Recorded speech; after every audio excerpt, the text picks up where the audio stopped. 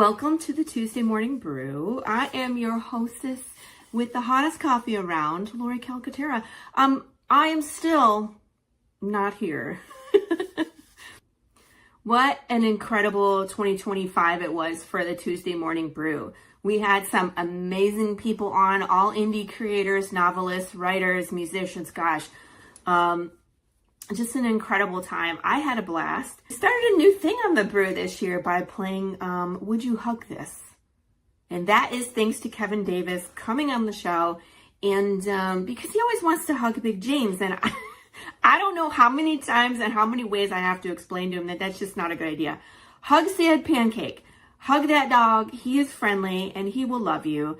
Don't hug this rage bear who stinks, and probably if you hug him, you'll end up inside of him because he is rotten and gooey and stinky, and it would just be a bad day. Don't do it. Also, don't hug the Cthulhu Rabbit. I really feel like that's how the apocalypse starts. I'm just saying. And this show today, we're going to kind of highlight all the people that were on the show this year. And then we're off to 2026, which is incredibly amazing in my mind. I still remember it being 1999 and not being able to understand what 2020 would look like. And by the way, where are my flying cars? Right? I thought we would have flying cars by now. I digress. So enjoy the show. It's just a recap of the year. Please, if you're interested in being on the Tuesday Morning Brew, contact me. I will send you the Calendly link. We're already booked into June. So don't delay. Would love to have you on the show and ask you 5,000 questions. And then, of course, ask you if you would hug this. Love y'all. Kiss your babies and be excellent to each other. See you next week. And we'll be live next week. Okay, bye. Anywho, enough about me. Let's bring in our guest today. We actually have two guests, you guys. Amazing. So I'd like to introduce them. There's Jessie Sosa. Hello, good morning. And our friend who's been so patiently waiting to do this gag. And I was like, should I talk longer? It's so cold, Lori. It's just so cold here. I know. I know you're further north in Texas than I am. Both of y'all are, but it's still just too cold. And so, can you tell this is my wife? So it won't even close on me. That's even better, Joe. That's hilarious. I was wondering, I'm like, is he gonna fall asleep if I take him on? Hey, in my defense, that first time I came on, I did not fall asleep. That's good. Oh my gosh, Jessie, where are you in Texas? Because I know a lot of times when you look at a Kickstarter, I was looking at your guys' preview page and it said Dallas. Are you in Dallas area? Yeah, I'm in Dallas. In Dallas? Yeah, Frisco, which is a suburb of Dallas. Dude, I'm in Prosper. I'm across the street from you. Awesome. How have I never seen you? I mean, I feel like our paths should have crossed at some point. Yeah, I wouldn't doubt it. I'm pretty sure I bought some hot sauce from you. I didn't know. Yeah, because I'm racing around everywhere. If I hit these 3 races, I get this kind of thing. Yeah. And yeah, I just it blew up. Because I wasn't made of money. So I was actually reaching out to people I kind of knew that I met through various things in those areas. I didn't know anyone in Vancouver. And I was like, you know what? Hey, I'm traveling for races. I literally put this on the internet. Just if anyone wants to have me crash on their couch, let me know. Gosh. So I did the whole thing, traveling around the country and slept on more couches than I care to remember. And met a ton of great people in the process. But I was sleeping on couches. I was sleeping in random motels for an evening. Montreal, I literally came in, stayed at a place. So this is why. Because Lauren was like, I'm never going to see him again. He's just going to get, I'm going to get killed. Yeah. I hit a race and then I ran off to, what's called, did the race in the morning. It was a 5K followed by a full marathon in Montreal. So flew in, ran the 5K, ran the marathon. Got back to the place where I was staying, showered, and got on a plane same day. Wow. Just because I was on the plane. Yeah, because I had work on Monday. I didn't have time to wait. I wasn't wasting vacation days to do this for this little sort of adventure, if you would. That's basically what it all came down to. Josh, you really want to talk about California, huh? more impressive than me. I mean, it's on fire. We all know it, but I know. it's really You're having, right. And for me, I'm always talking about like, oh, issue 7, but it's like we have to enjoy the process of making issue 5, of making issue 6, and like letting people. Thank you, Lou. Yes. Yay. Ta-da, 103. Amazing. You get a blah from John himself. But that's, I mean, you have to enjoy the ride. You have to be in the process, enjoy what you're doing, and still look forward to what's on the horizon and what's coming. And so absolutely, don't give up on your goals, sell yourself short, but don't always just focus on that thing down the road. There's all kinds of great things that happen each step of the way, I always feel bad when there's some newcomer who's like up and coming and they're like, I'm pitching to Image. I'm only doing this Kickstarter in the meantime until I get picked up by Image, and I don't want to bust their bubble where I'm just man, that might not ever happen. You know what I mean? But that's part of the reality. It's like you have to be in it because you want to do it, and that you'll do it until if and when someone picks you up. But you have to be okay with no one picking you up. Do it yourself. Absolutely. I'm a social worker. As we've said many times now, I hear people have very unrealistic goals often. Yeah. My job is not to tell them not to have those goals and say, if your goal is to be president of the United States, for certain people, it might not happen, right? Whatever you are in life, or that sounds. I had him on the Karen show. We were talking about that, and I didn't even put 2 and 2 together that it was a spinoff of Plan.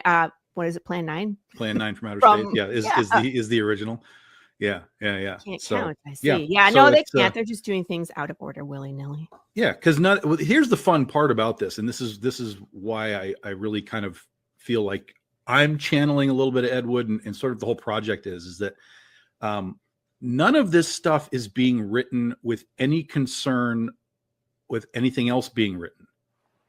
It's just it's all one shot. They're miniseries, but it's just here's plan 69, here's plan 79, here's plan 59, here's plan 49, here's plan 39. But none of us are talking together like, here's our continuity base to get us from 39 to 49 to 59. So every time you read one of these things, it's essentially going to be just this self-contained moment, story, characters, and nothing threads forward, and very little, if anything, will thread backwards, other than to the original Plan 9. I'm sure we all have connections to Plan 9, but nothing threads forward. So I'm not leaving anything in my story that threads to 49.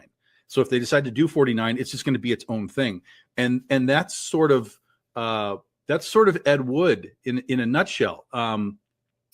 He was like, it's not about the little details. It's just about the. Did you? Okay.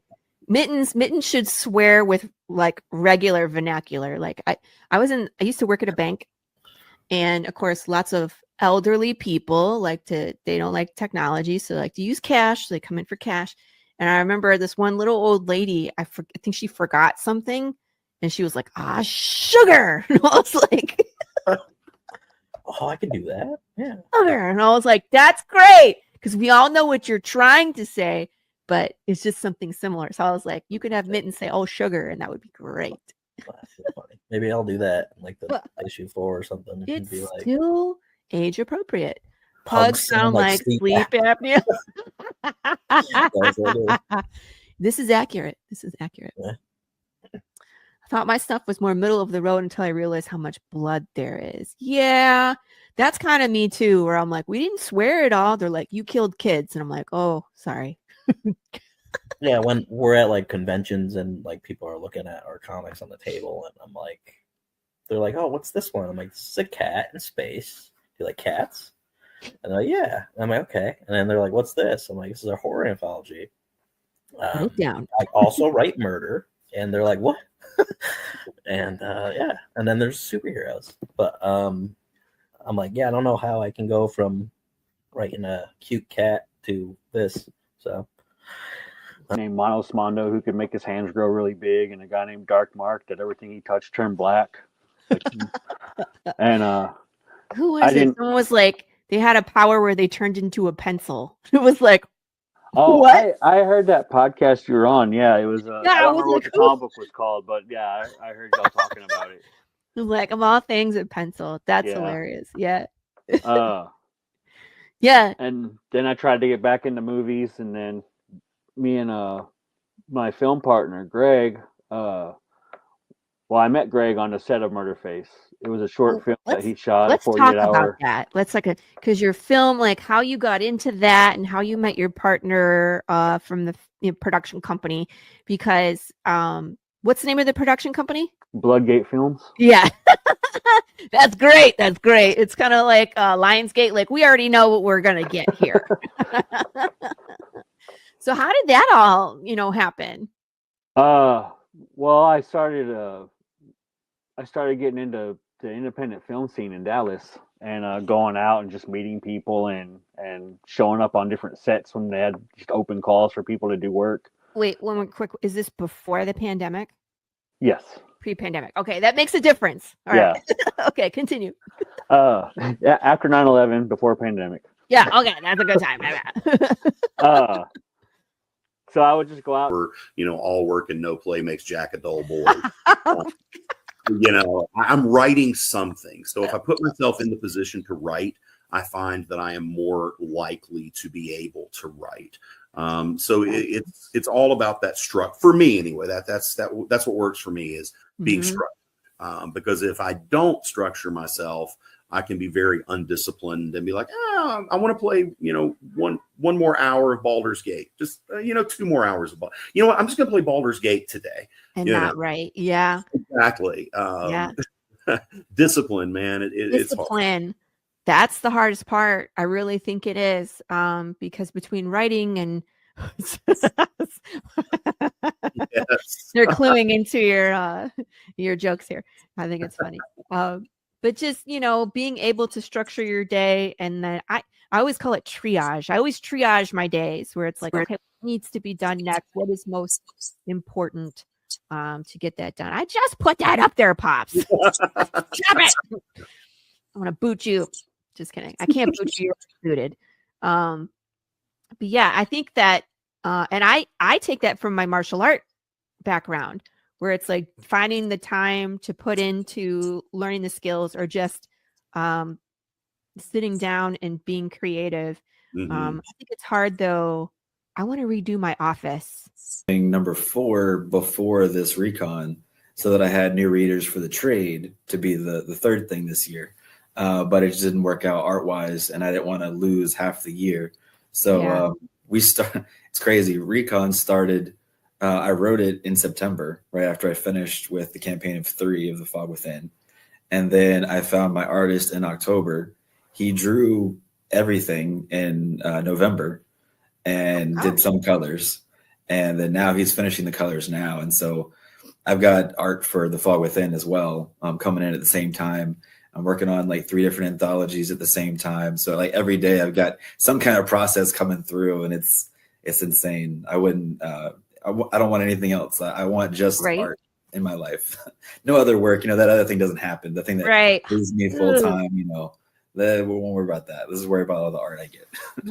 I feel you though. It's like I have respect for people like John Westhoff who runs like 5 different projects and just rotates through them.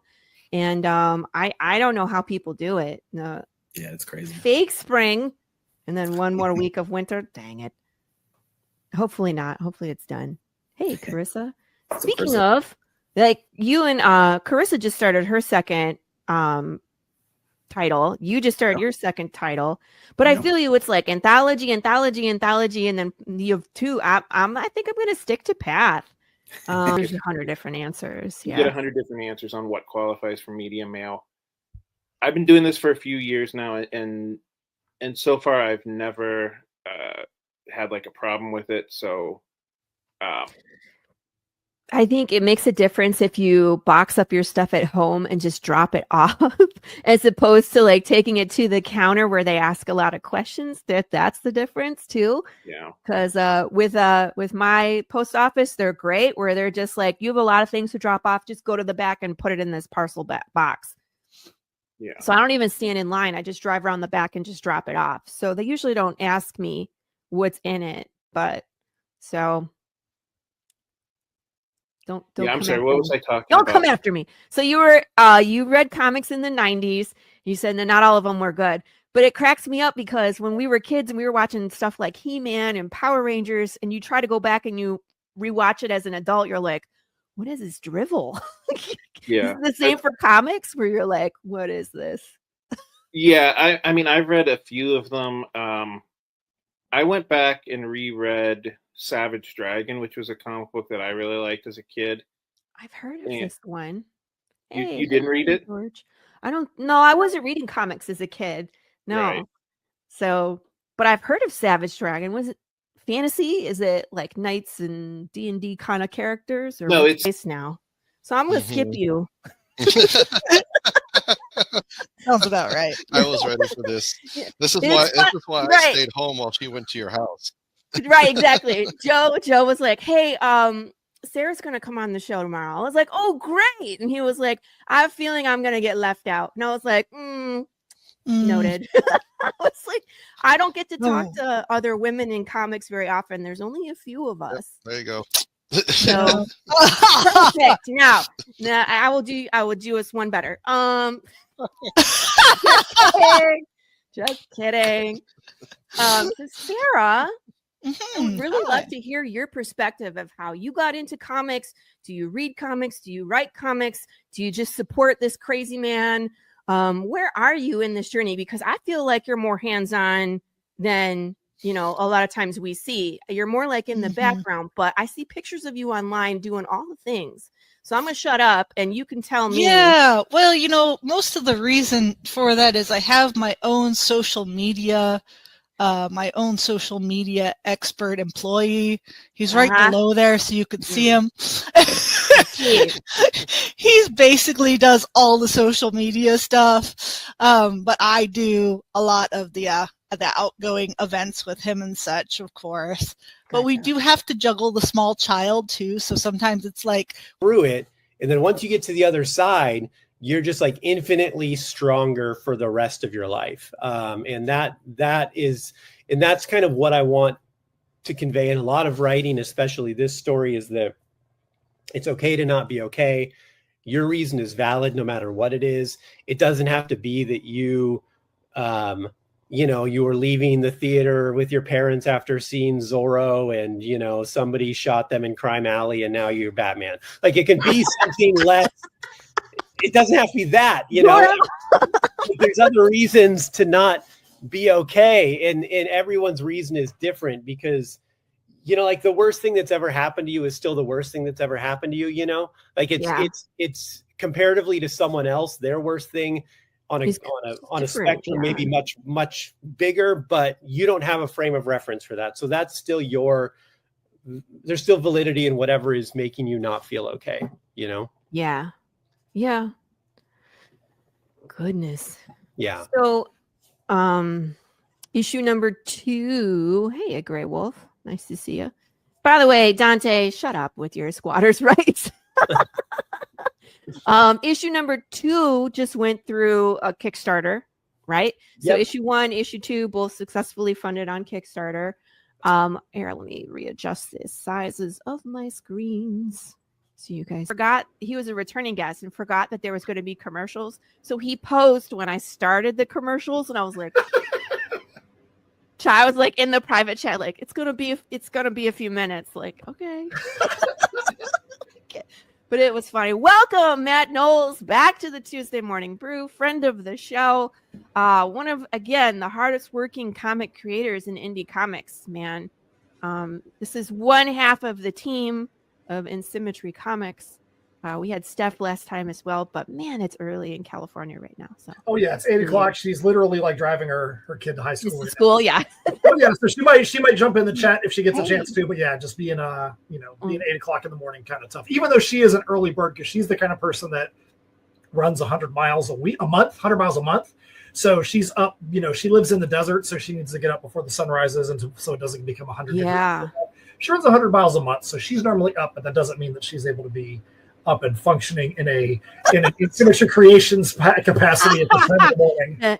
That's a good point. It's like I can be awake but it doesn't mean I'm going to be present. Exactly.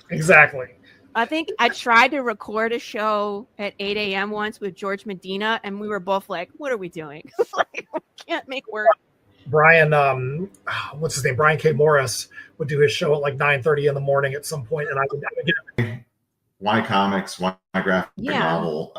That came about because I had originally considered this would be a neat novel, but that just seemed so daunting. Like, it's a lot, to take on to write a novel, and my background is art, so lose money, right?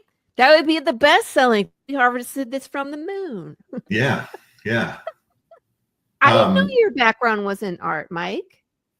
You didn't know that? No. What's your what? Did you go to art school, or you do graphic design? Do you paint, photography? What? So we're going way back. Yeah. So I've always been the kid that got in trouble for drawing in class and that whole thing. So I started.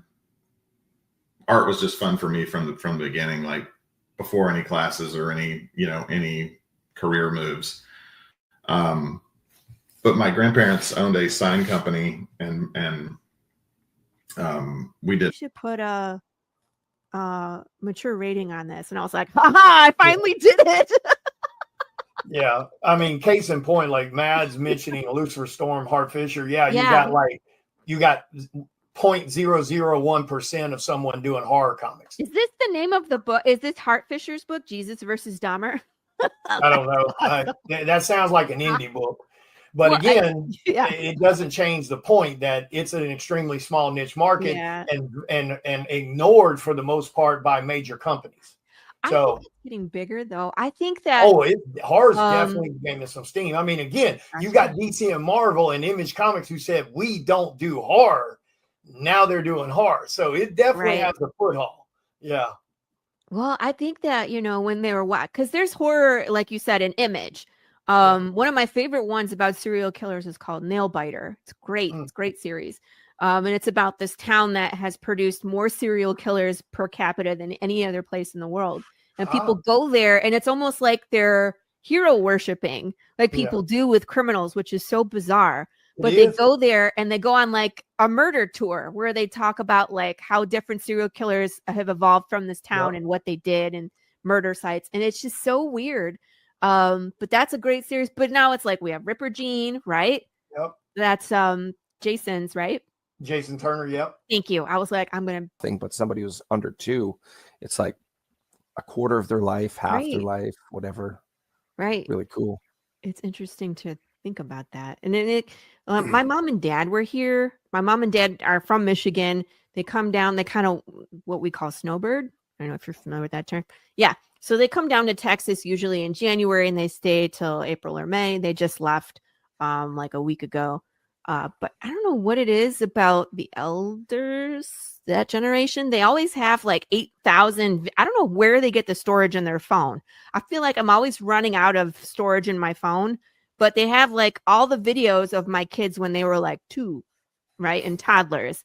And so that's one thing that my kids love when my mom's over is they go back and they watch all the videos of them when they were kids. And it's like, right on. But it's like, that was, if you think about it, I'm like, Delilah, my youngest, she just had her birthday last week and she just turned 8. So it really wasn't that long ago. I mean, some of these, we had just moved to Texas, which feels like yesterday. Right. To me, you know what I mean? But seeing her that little, it's crazy. One thing I try really hard to do to dial in the realism of how short a time is for somebody who's younger is I try to compare it to like a span of high school. 4 years passes. Well, for me, the last 4 years of my life or of high school, that didn't feel like 86. I'm just saying. No? All right. Nah. No takers from the Michiganders. So, all right, so let's jump in then. So on the Tuesday Morning Brew, I love to hear how you got into comics. I want to hear your origin story. Just because everybody comes from a different kind of walk of life, how we all got here. And I love to hear it. I love to, like what influenced you. I have a feeling you and I have similar interests, and just because I've read, your work and I've seen your art, so I have a feeling that we're going to become besties here shortly. Yeah, we're going to talk about this. Don't worry. We're going to get there. We're going to get there. But yeah, as far as where I come from, I guess. So in comics, I've been doing art and illustration for forever. I've been drawing forever. Nice. My mom likes to tell the story that there was some sort of cognitive test back in kindergarten where they had you draw a face, and you would get some amount of points for what you drew on the face. Like, how many details did you put on this face? And I blew the scale out. So that's they're like, well, he's going into art. So that's something. I've been trying to figure out ever since, like, what was that supposed to test? And in kindergarten. Spin off from when they did Green Arrow, and they did William Russell knows. I can't think of the name of the show because I see it, but I can't think of the name of it right now. CW. A superhero show on CW, and it was really good. They had Legends of Tomorrow. Yes, Legends. All right. Yes. It's like they had a bunch of people in it. Yes, and they had Firestorm on there, and I really felt that they really missed on some opportunities there, and so that's the type of world that I kind of grew up in. G.I. Joe, cartoon, Spider-Man, and people, I would tell you this: yes, there was a Spider-Man show. There was live. Yes, it's so campy. You know what's funny though? Even worse than that one is the Spider-Woman cartoon on Disney Plus. Like my kids found it and we were watching it, and I was just like, wow. I was like, this is bad. Where they're like, Aunt Jessica can't do that. She should go back to the kitchen. And I was like, oh my God. Some of these did not age well. Put them. Yeah, that's kind of where I grew up on, and horror was one of my favorites. Horror? Yes, I love Dracula, the Bride of Dracula, the Blob. The Blob. It's like, how can that even be scary? But then people are idiots. So I was always like surrounded by superheroes and stories like that. And I was a talented little artist growing up. But the thing that really got me was I wanted to be a superhero for a very brief time when I was a kid. And then I realized there were no supervillains to fight. So if I became a superhero, like if I started my own G.I. Joe, there was no Cobra to fight. And then I realized there are no superheroes either. So supervillainy would be a growth market. There's no competition because there's no superheroes. So then I decided I was going to be a supervillain, and it was all over for Little Fishy. I spent the rest of my life focusing on how I was going to be the best supervillain I could be, and how I was going to build all this cool gear. And I started designing all this stuff. And then the Goonies came out, and I freaking loved Data with his jacket, and I wanted to build a jacket like that. And my mom, the smart, brilliant woman that she was, refused to take me to the junkyard to get materials to build my jacket unless I had detailed plans, because she knew I would just bring home every cool thing I saw. I'd like be dragging radiators home and stuff. Like, I swear I'll use it. And my room would be full of junk. So she made me work on these detailed plans first. So I started drawing out plans for my jacket, and then then Inspector Gadget hits, and then I have to figure out how I'm going to fly with a lawnmower motor and helicopter blades on top of my head. With a bicycle, yeah. Oh, that's going to suck. Yeah. No, it isn't. I mean, it's the same place I'm always at. Oh, you know what? Now it looks like it kind of might have evened out. I mean, just to do it then? Move around, do a little dance really quick. Do a little dance really quick. Good now. Yeah, it looks like it's good now. Okay. Yeah. And then it froze. All right, so here is Red Rush. We got the chicken attached. I don't know. Should we go on? Which way are we doing this? I haven't really decided how we want to destroy this thing. I guess we're just doing this way. Oh, took his face off. Did it go? Yeah. He took his head off. Took his face right off. Oh, shit. Stool and everything. It's over. That's okay. We'll get it out of the pool, girls. Yeah, they're concerned that it's in the pool. tell them to get it out of the pool. Take this, Red Rush.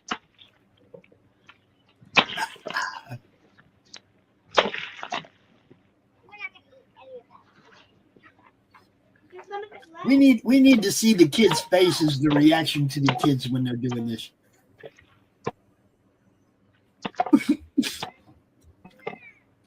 Like, I am not a instability person, and I hate that, like, will it, won't it hit kind of thing. Like, yeah, it's not fun for me. We get something similar here in Dallas because it's tornado. We're far enough north where we're real close to Oklahoma. We're like an hour south from Oklahoma. And so like we still get some pretty big storms that come through. So it's always same thing, like will it, won't they? I don't know if it will. And then my husband's the kind of guy that's like, I want to go outside and look. And I'm like, get inside. What are you doing? I love storms. Like, I love, like, you know, when they're like fun and safe. Yeah. Like, you know, no, I like a nice rainstorm. Like, I like walking in the rain and like that's fun for me. But like once it starts like creeping up on my like sanity and the sanity of my dog, you know, like he does not like the thunder and the lightning. So that kind of stuff, you know, I mean, you know, you try to console him and stuff, but what can you do? You know, like singing the little Thunder Buddies anthem from Ted, but you Thunder know, Buddies and CBD gummies. Here you go. well, whatever works. I mean, right.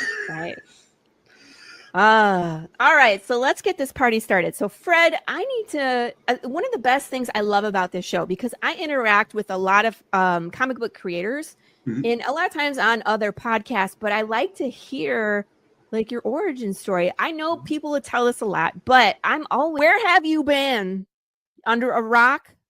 No? Okay. So go check that out, you guys. So now normally we do an origin story. And Grant, we've already heard your origin story, but I have not heard Jarrell's origin story.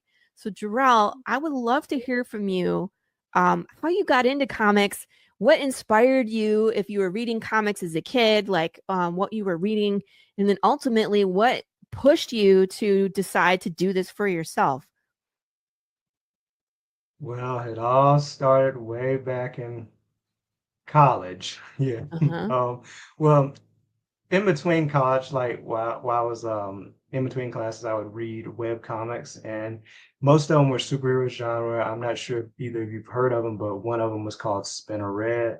One of them was Girl Power, GRRL Power. And that really piqued my interest, and it was just something that I would do in between classes.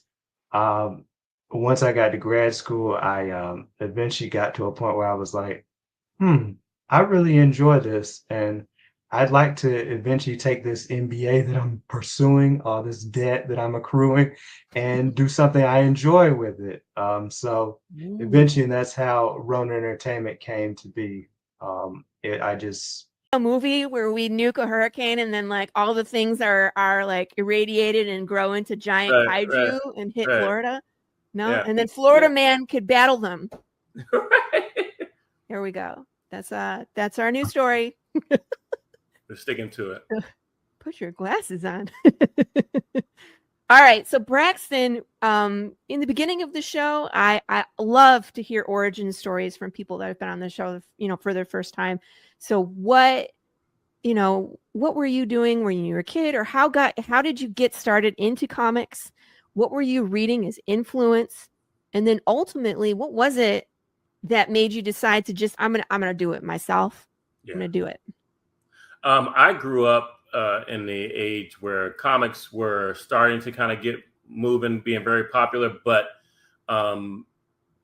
they started making a transition to TV. And so we got like cartoons, and there was a thing called the Sunday Funnies back in the day that used to show like still images of the comics as they read the comics. And then eventually, the Electric Company had like the live Spider-Man on there. That happened for a little bit. So all those things just started intriguing me. I used to watch the Electric Company. I don't remember Spider-Man being on it. Oh, so you missed the good ones, man. I'm probably I think I'm a little bit older than you. I don't know. I could be wrong. I think you might be a little bit younger than me. Probably somewhere down the line. I've been to Indiana. but I don't know if I have family there. Interesting.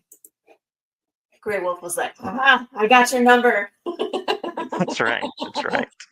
He The did 6 not say degrees. whether he liked this person or not. True, true. All right. So take us back. I want to. So your area of expertise is actually really interesting. So first of all, tell people what that is. Literacy. So I'm a literacy person. I was an English teacher, am an English teacher. Shout out to AMLE. I'm currently wearing the shirt, the Association of Middle Level Education. I was a middle grades teacher for 8 years. I taught 8th grade for 8 years. And then I got this amazing offer to go do a PhD with a fellowship and like a graduate assistantship. So they basically sort of paid me to go to school and teach classes. And I worked with this really cool guy named Sturge Bitsakis, who did a dissertation about people that read comics and become lifelong readers as a result. Yeah. And so I got to examine like comics and film and media and how all these things connect people with reading. So, Joe was cool. This is good. This is good. His brother Don was also a principal. Okay, so the whole family. See, you're all Age book. Right. So yes. So it's not 2 stories. It's 1 story told in 48 pages. Yeah. But as a creator, what changes with your Kickstarter or your campaign when you're planning to do that many pages? Because most of us are like, we just get enough to do 1, like 24 pages, 48's like, that's double the artist hours. That's double the pages. That's a lot more print. Yeah, I So, mean, what do I it took it as differently. was because my artist also couldn't get started right away with issue 2, which gave me time to kind of work on a Put bunch some of money- stuff and write Yeah. tons of issues. Yeah, and put some money between issues, which is good. And my hope is to keep the series running. This isn't my living expenses, this is for the book. Yeah. And with 43, really what it came down to is it was 28 pages, and I kept looking at it. I was like, well, I mean, yeah, this is cool, but my artist, I know he likes to kind of do Jim Lee-esque, but I'm like, and I love Jim Lee's stuff, but I'm also like, I like Claremont's stuff. I like a lot of the old school, Yeah. like putting a lot in there. So it was finding that balance. And also my editor would keep giving me notes. He'd be like, hey, you could cut down certain areas, but here's where you can expand. And I was like, I ended up cutting down a lot of stuff. Every time I was proud of this issue 5 drafts ago. It's not like issue 1 where I was like, this sucks, this sucks, this sucks, this sucks, this is good. It was, this is good. I mean, I guess, okay, that is better. Okay, I guess that is better. So this how much cool stuff there was compared to the local ones here near like Pittsburgh and Erie. But it was great. And then when I got I've been there 3 times as a creator. So, and each time just great. The reception's always been great. They love their comics there. What's this one? They have free tables in Albany at Dead Man Hands Expo in October. Albany, New York, right? I did not see that. However, October, at those times, I will be in Disneyland with the family. Oh, actually, Disney World. I'm going to Orlando, not California. In October, that should be a good time of year, man. It is, and I love how they decorate for Halloween there. Yes, so cool. So we were there 3 years ago. On my daughter's 5th birthday. So her birthday is the 27th, and so we went for her 5th birthday. And we went 2 days to Magic Kingdom, and one was right before Halloween, and one was just after, in November. And they immediately switched over the decorations from Halloween to Christmas. And I was like, oh, these Christmas decorations are just Christmas, whatever. But the Halloween ones were so cool. I hate that Christmas starts on November 1st. I really do. I hate when they take over, it's in the middle of September and October. I'm like, hey, it's not we got a preview. Yeah, let me see if I can find it. We got a preview of the Enchanted Circus of Wonder. Hold on. That's gorgeous. To hold it is really cool. It's definitely the most professional looking comic I've worked on. Who's the artist on that one? So we have Emilio Utrera is the penciler and inker, and then Jason Keith did the color art for it. So I think circuses are a lot of fun. I think we need more comic books about circuses because the amount of drama and shenanigans that can happen, I think, are high, right? Yeah. Who's on the back? Ooh la la. Oh, that's actually Jason's wife. What? Let me see what you're showing. Yeah, so that's her. So a little background for the Enchanted Circus of Wonder. It's for Cosplay World. All these characters are mascots for the convention, and so when I was talking with Jason, I met him at Virginia Comic Con, and we were just talking, and I brought some comics to sign because if you've read Marvel for the last 15 years, you should know Jason Keith. Yeah, and so. And he's like, yeah, I run this. I don't work for Marvel anymore. I'm running Cosplay World Con in Richmond. And, I have these, he was just telling me about the characters, the mascots. He's like, I always wanted to write a comic. And I was like, well. So Ian, how are you, man? It's been a little while since I was on your show. How you doing? I have been busy. As I've told you off camera, obviously, I've been busy doing my own So you're on Team Ian. The wife loves it, and you are in trouble if you shave it off. I got it. But see, Nem's face. She loves the baby face. Nem's wife. She tolerates the weak. So we'll see. Anywho, you've been super busy. Yeah, I'm currently editing my Kickstarter pre-launch page. I'm hoping to have it done by the end of this week. Well, hopefully, Exciting. But then the Kickstarter guides will actually allow me to have it, upload and launch. They want you to what? No, I'm hoping the Kickstarter guides will actually approve the project. Yeah, I think they've been pretty quick recently. There was a stint though that they took like over a week, and I was like, what's going on? Like, hello. And I had to send them an email, and they were like, oh, well, you're approved. And I was like, well, thank you, but I don't know. You know what I mean? But then, like, my last campaign, I was like, is it okay? And they were like, approved. And I was like, I don't understand how it works that way. So, so that's exciting. How long? Okay, so this is your very first Kickstarter? Yep. Basically, like, they treated the library as sort of an after-school program, even though there wasn't one. They just said, just go to the library and hang out. And we'll pick you up later or just come home as it closed. So at the time, the main thing I did was I would rent DVDs to take home and watch. And I always joke because at the time, looking back on it, I didn't realize how big of a deal or how much of an influence that had because they didn't distinguish rated R from PG to PG-13. They just gave me anything, and I watched just horrible movies, or at least like for a kid. How old were you though? I think most of my memories of like really getting into this to where I was at the library regularly was like probably 10, 11, 12, and 13. Okay, and so from basically your most like when you're super into everything, like your most formative of what kind of fandoms you get into is right then. And I was watching Clockwork Orange and The Shining and just kind of every classic horror film that they had, along with Silence of the Lambs. And this actually explains you much better to me now, because when you were talking about Homer Simpson and Archie cartoons, and I'm looking at Liquid Kill, and I was like, there is no way. There's no way. Every year, right around your birthday, you're here. So we get to do this every year. I get to wish you happy birthday. And also, we get to catch up and see what another year has brought us. But I wanted to do something with you before I start digging into what Kevin has been up to. Here we go.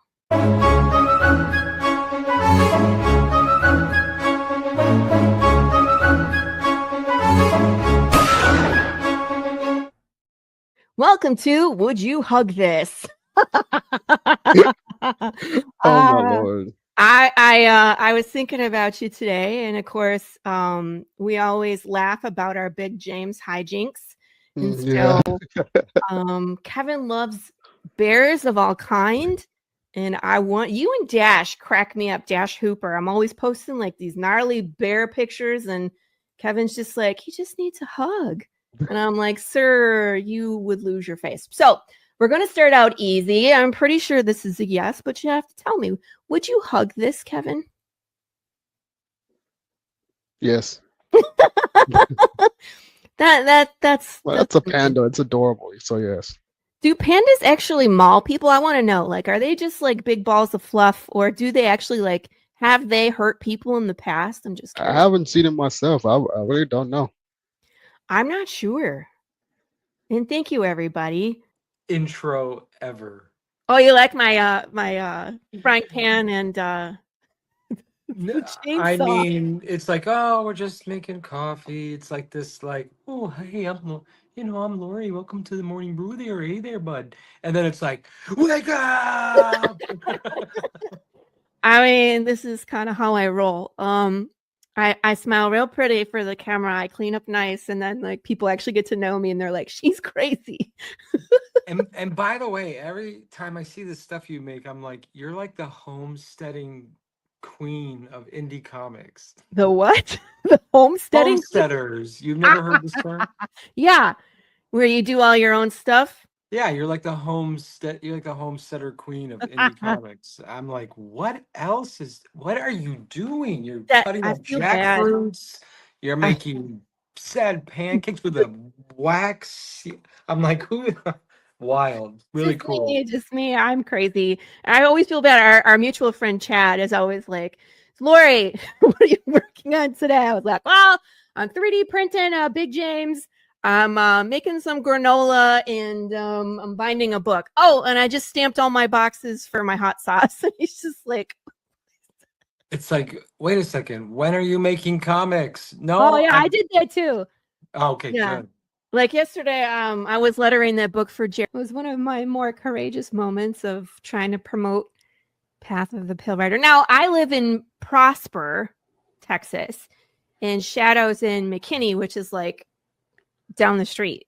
Right next door. Yeah. But there are no comic book stores in Prosper. None. There's in fact, right now, the closest comic book store to you is either 20 miles away in Sherman, or 20 miles away in Plano, or 20-ish miles away in Denton. Like we're in this void of weird void. Yeah. Comic books all around us, but there's not one here, which is why I thought a comic shop in McKinney would be a fantastic idea. And it was. Yeah. Yeah. Until it wasn't.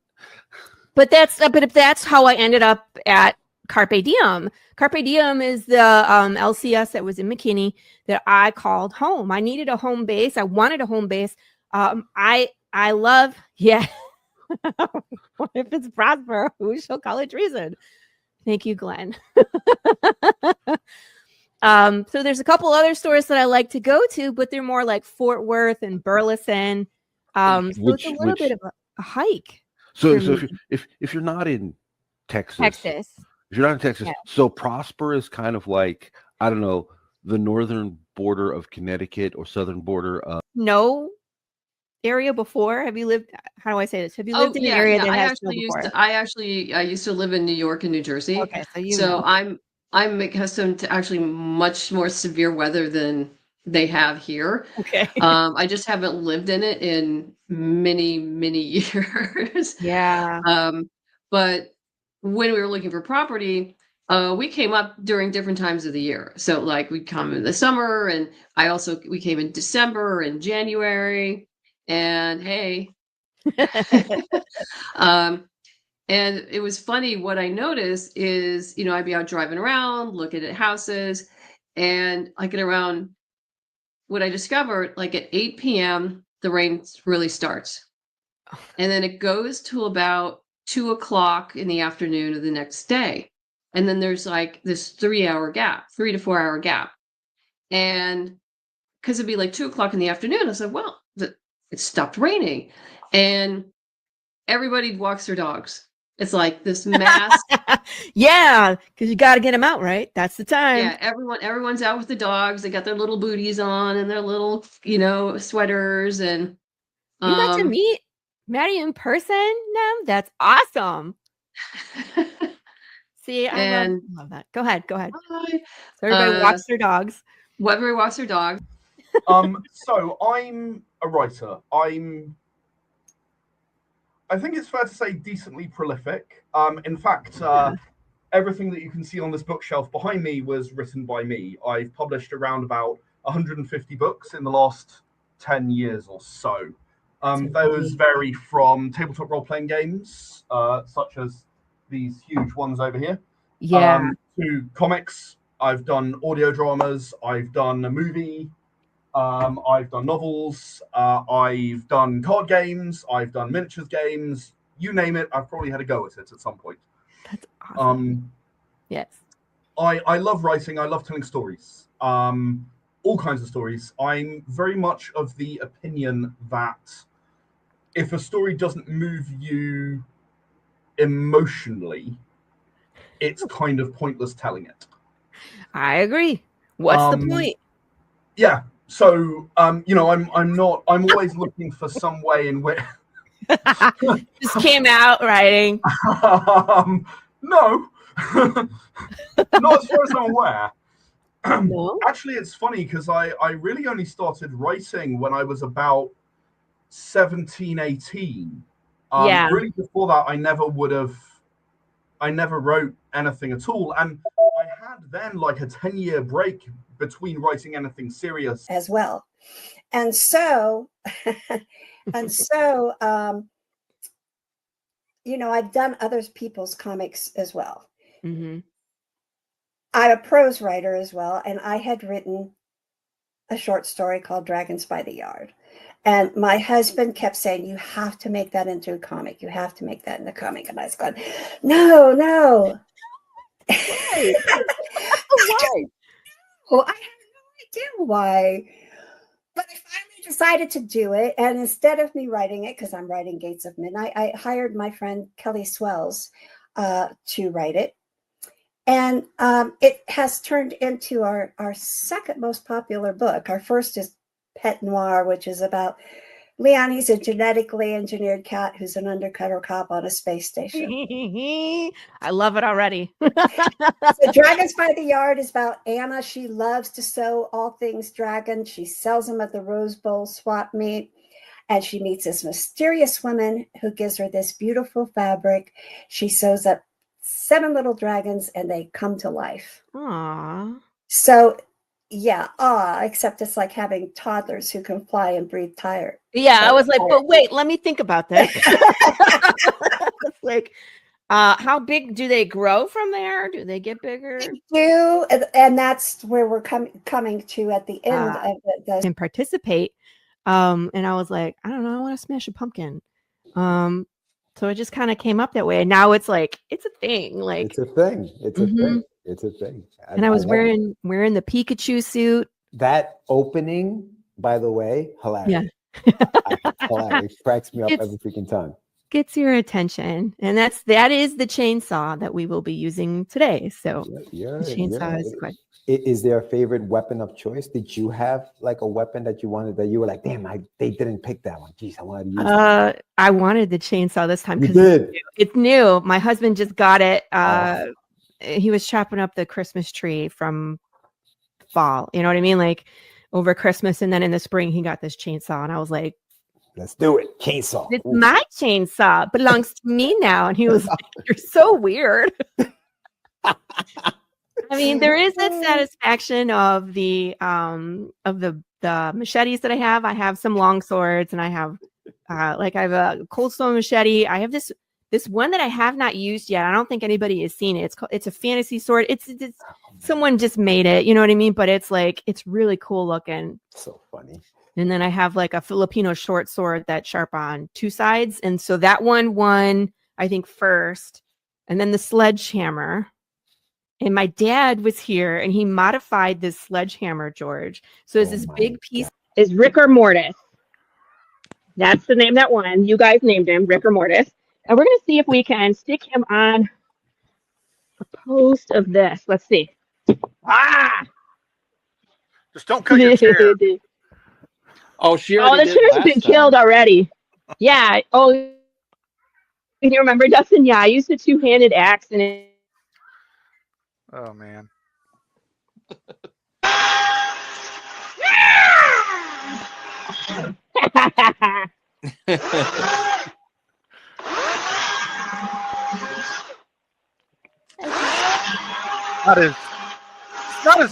It's not as gruesome as I thought it would be.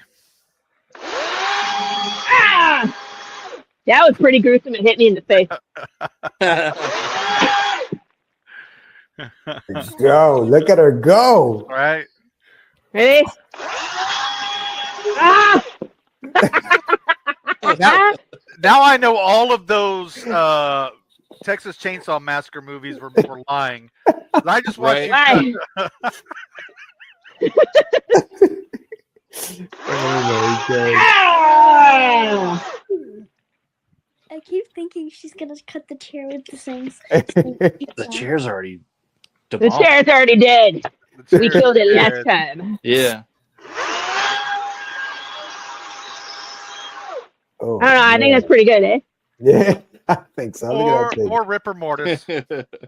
Ricker Mortis is he's dead. Don't lose a leg. I like this chainsaw. Isn't it nice? That thing is smooth. My daughter says, "Yeah." Yeah. Yeah. Girl after my own heart. You said don't lose a leg. I think it's dead. Yeah, I agreed. Yeah. Yeah, do a little dance. I love it. It's pretty dead. Since February to now, because nobody wants you, hush. He's in high demand, people. And if you come for Gilbert, you have to go through me first. Anyway, Rick, I wanted to ask you about the name Resolute Bliss and how you came upon that for your publishing. So my cousin and I, the original name of the publishing company years ago was Dark Visions Publishing. We sat around, I was like, what are we going to call this? So obviously my name is Rick. His name is Brad. And it's like, what can we do that's kind of different? We went through so many iterations of names and stuff like that. He didn't like it or I didn't like it was a problem. And so out of the blue, I said, we're going to do Resolute Bliss. He's like, I don't even know what that means. I'm like, you know what? It starts with R, which is me. It ends with B, which is you. I said, so we'll call it RB. That'll be our little internal joke. I said, and then if you read on our website, we talk about Resolute as it being absolute, that we're going to do certain things, and Bliss, it's going to ultimately make you happy. So we're going to be absolutely sure that we're going to make you happy and finish out what we start, which is why we do all our issues. Almost try to do several issues, totally color, lettering, editing, everything done except for printing before we actually do the very first Kickstarter. So kind of a goofy way of why we came up with that name, but it kind of worked. So like, when was it popular? What the trends were? You do such a good job. Like, I always learn something about the band in the music at that time when I'm on the show. So yeah, I do my research. It's a lot. He's seen you 3 times because he saw you on Artcasters and then he saw you when we did the live launch, and now he's seeing you again. That's right. So 3 times, yes. So my face is around here, but yeah, it's crazy because when I thought of the show, I didn't realize, oh yeah, you're gonna have to do a lot of research. And I seek out the best thing I can find is someone who's done a podcast about the band. And I can listen to that when I'm running and then get home like, okay, I don't go as deep as these podcasts go, but enough where you can get a little bit of the history of the band and a little bit of the history of the album without making me go completely insane doing research. Because otherwise it'd have to be a monthly show. Yeah, because otherwise that's a lot of work. And I mean, like, even for me, like doing Killer Karen, that's work. And we don't have to do any research. It's just like record, edit, upload, plan ahead, all that. And it's just like with all the research you guys do, I don't know. Hey, Carrie, good morning. Good morning. So, got about 14 people watching. Let's do a giveaway. Let's give away real quick. I would like to, hold please. First time on the brew, you gotta do your intro. You have to explain to everybody who it's like, it's your origin story, right? So we need to know how you got started, things that influence you, what you were reading, when you were reading it, all of it. Just give us the deets, man. Well- No, is not the lead singer of Skid Row. Why would you? Is it the hair? What are you going for here, Billy? Billy's in a spicy mood this morning. I don't know. Spicy. Yeah. Well, here we He's go. weird. My name is Spike Spiegel. I am in witness protection. No. Good morning, George Pappy. No, my name is Sebastian Bonet. I've been on and off as a creator since 2016. First book was Dead Planet. It was a comic that I debuted, which was a horror story, which my love, what's up, Vic? Which was my love for aliens and The Thing. It was a sci-fi book. Then I was just going around conventions as an artist. The book that I got to come out with was Concrete Combat, which actually was featured in Wayward Raven's anthology, We Suck at Comics Volume 1, and in Volume 2, Dungeon Runners. So those are my two comics that I have came out with, which are on my Patreon. Issue 2 is on my Patreon, and I've been working on Issue 3, which half of it is on my Patreon. But my origin story, I am a geek. That's my origin story. There we go. Did I sum it up? Pretty much, yeah. And I mean, like, what was it?